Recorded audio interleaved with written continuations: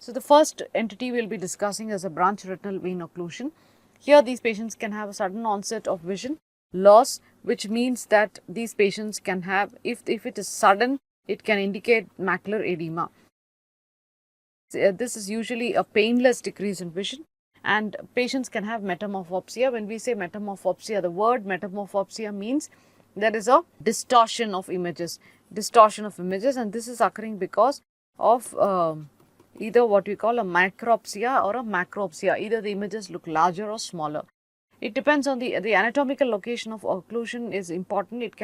It is present away from the optic disc. And peripheral lesion, suppose the occlusion is in the very periphery, it may not even be symptomatic, the patient may not even know. What is important is that branch retinal vein occlusions can cause a neovascularization of the iris and neovascular glaucoma, but this is much more common in central retinal vein occlusion. So, this is a feature of central retinal vein occlusion. In branch retinal vein occlusion, we have to look for neovascularization of the disc or neovascularization. Basically, we look for retinal neovascularization. If it's a case with BRVO, we look for retinal neovascularization.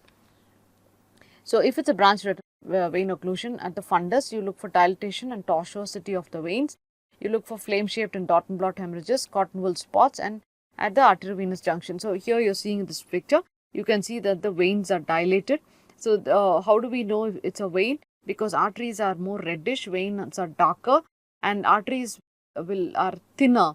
The normal arteriovenous ratio is 2:3, where arteries are 2 and veins are 3. So, veins are bigger, and the other important thing is veins are more tortuous. So, in this picture you can see that there is a lot of hemorrhages in one quadrant along the vein, and this is probably because this branch has been occluded.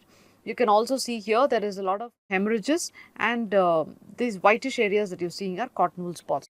The presence of cotton wool spots indicates that there is ischemia. So, if it's a branch retinal vein occlusion, be assured that the symptoms and the signs that you see will mostly be restricted to one area or one vessel.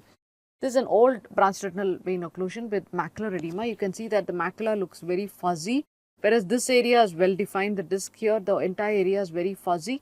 This is a macular edema, and you can also see that there's been a hemorrhage. And what you can see here is important. This is a ghost vessel.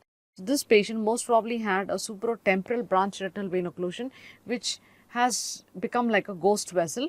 And these are the kind of patients who can develop retinal neovascularization after about 6 to 12 months. So, the complications can be development of collaterals, pre-retinal hemorrhage, vitreous hemorrhage, or tractional retinal detachments.